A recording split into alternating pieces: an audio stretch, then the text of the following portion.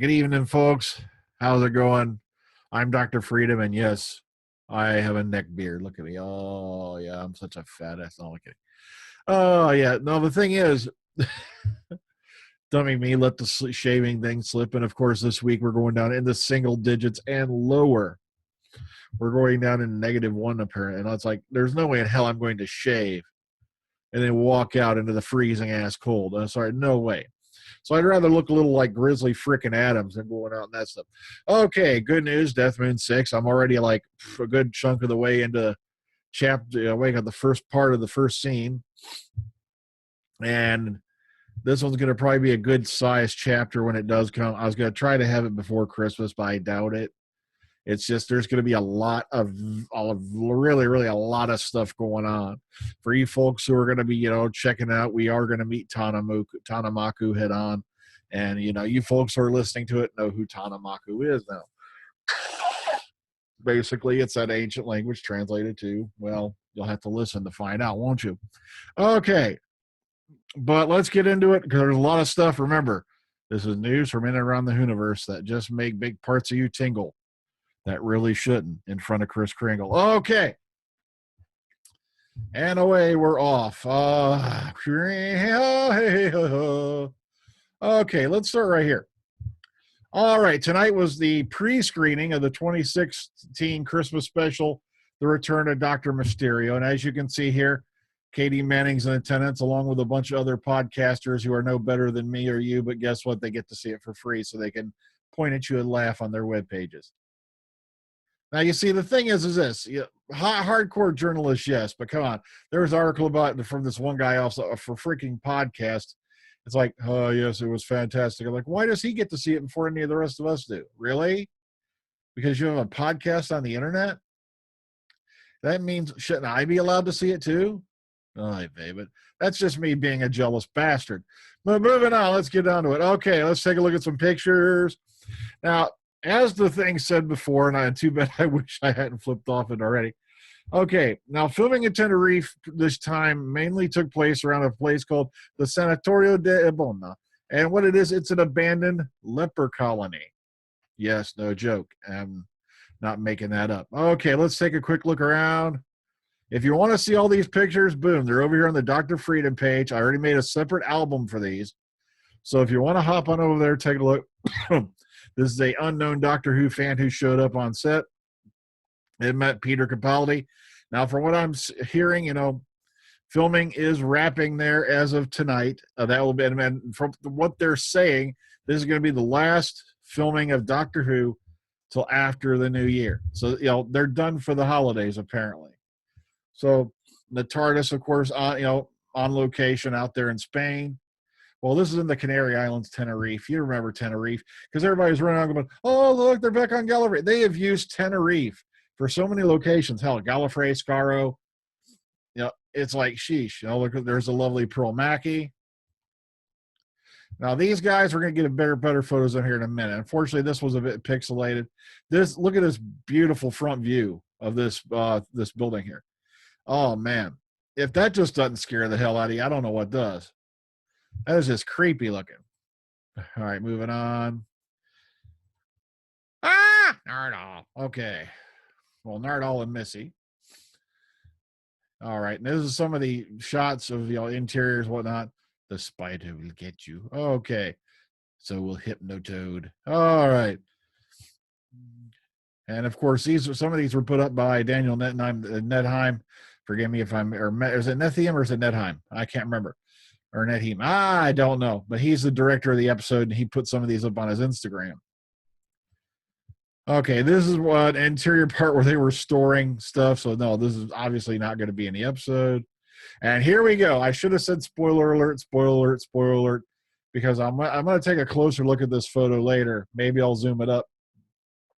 There are people claiming this was a Silurian. The problem is, no. I've zoomed up on it. You really can't tell one way or the other. So I'm glad I didn't yell spoiler alert because we really can't tell what kind of alien or anyone this is. All we have is a distance shot. I've tried zooming all the way up on it. And matter of fact, let's bring it up. Oh, sorry. That's right. I forgot. I got to share the screen, that particular part. Otherwise, it'll pause my screen share. Duh. You see, all right, let's bring this up really quick. Because when you zoom up on this, hang on, you can't really make out any details as to what kind of alien it is.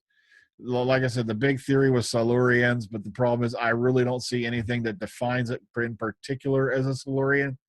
So we can scratch that right off the bat, okay? So once again, unknown alien. We have no idea. That was just put up there, I believe, today. Okay, beautiful scenic shot here. And of course, you know, you recognize that feature. You just saw it a minute ago. And if you, of course, now look, we have quote unquote UN vehicles with UN troops. And this was a shot, I believe this was the photojournalist who was shooting some of the pictures. And just to show you some of the set extras and whatnot. And as you see here, obviously UN uniforms, even though they tried to cover them up, you know, not really well, but okay.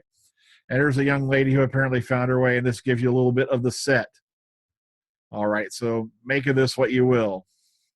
And then back to the beginning. So just a little bit of stuff going on. Like I said, this is the last day of filming, apparently for the year, and then they will be starting back till after the first of the year. When that is, we will find out. So the Doctor Who set report, you know, hashtag is going to go dead for a while. Though actually, I'm kind of glad because you see, I like to spend the holidays, you know, with family, friends, and whatnot.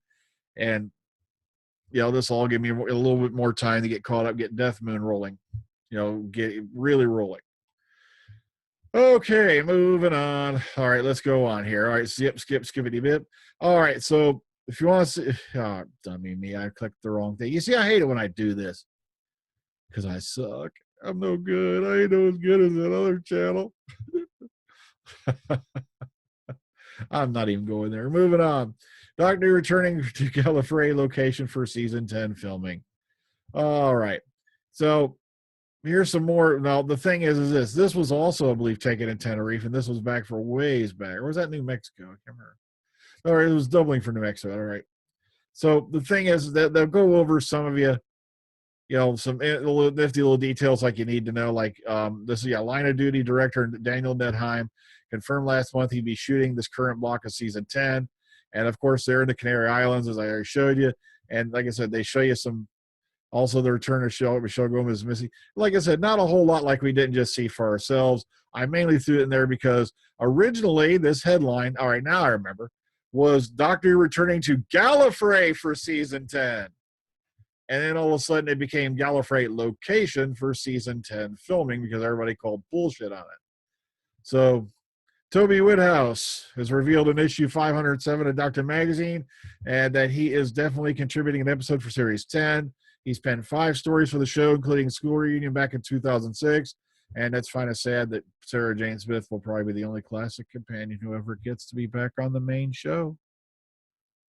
I wonder why that is.